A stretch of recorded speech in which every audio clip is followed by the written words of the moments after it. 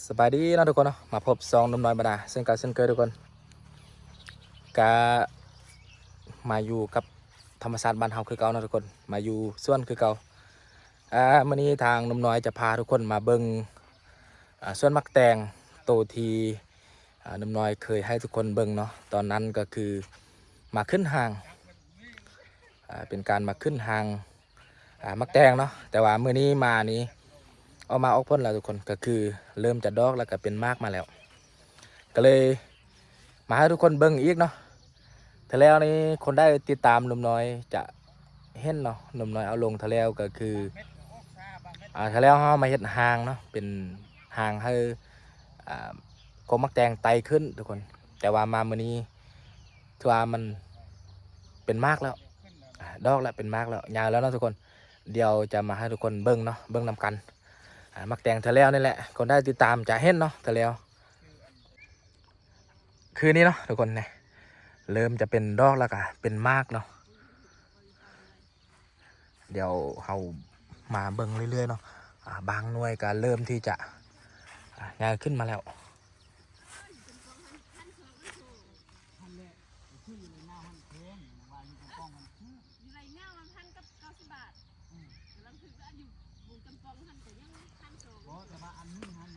นี่เอามาเบิ่งอันนี่เนาะเอามาเบิ่งเรื่อยๆพาทุกคนมาเบิ่งเรื่อยๆเป็นแถวเนาะเดี๋ยวอันนี้ก็เริ่มที่จะยาวแล้วก็เริ่มที่จะงามอันนี้เป็นมาร์กทุกคนมาร์กยังโบยาวเต็มที่เท่าเนาะก็น่าจะประมาณอีกประมาณ5-6 มือนี่จ้างเลยทุกคนเห็นไหมคืออันนั้นแบบเขาไทยไปไว้หญ้าหรือคืนทันตายดีโอล็อกนี่นั่นเลยมาเบิ่งเป็นสองทางแล้วนี่เนาะนี่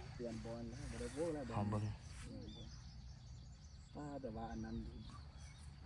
งมากทุกคนอันนี้สุดนี่ตามที่หนุ่มน้อยสังเกตเบิ่งอันนี้นี่บ่งามเนาะบ่งามไปได้ทุกคนเอาเบิ่งแต่ว่าใบมันเริ่มเรื่องมาแล้วสุดนั้นหนุ่มน้อยเคยมาสุดโตอีกต้นหนึ่งอะเนาะโอ้ยงามทุกคนมากปักยังแต่อันนี้ก็เริ่มออกมากแล้วทุกคนเป็นดอกออกมากเรื่อยๆแต่ว่ามากยังน้อยอยู่แต่ว่ามากบ่งามเพราะว่ามันบ่งามไปได้เนาะสุดนี้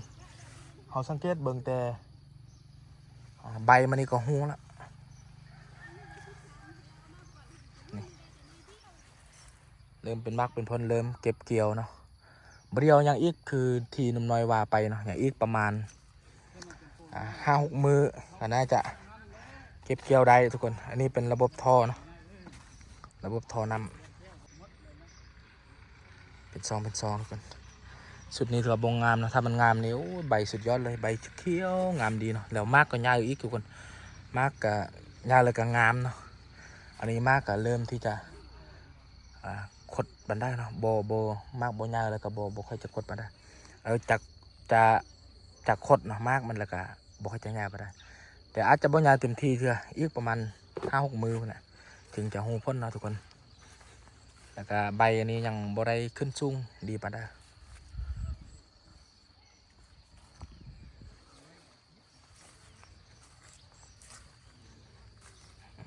ให้คนมาเบิ่งนะแต่ว่าที่นุ่มน้อยจะปลูกนั้นวางระบบทอเป็นที่เหี่ยมห้อยนะทุกคนแล้วก็เดี๋ยวนี้ยังท่าแต่กบมักแตงเขาเนาะที่เขากาไว้ยาวแล้วก็เริ่มที่จะเอามาปลูกแล้วก็จะได้ขึ้นโครงหางแบบนี้ปะไว้นะทุกคนโครงหาง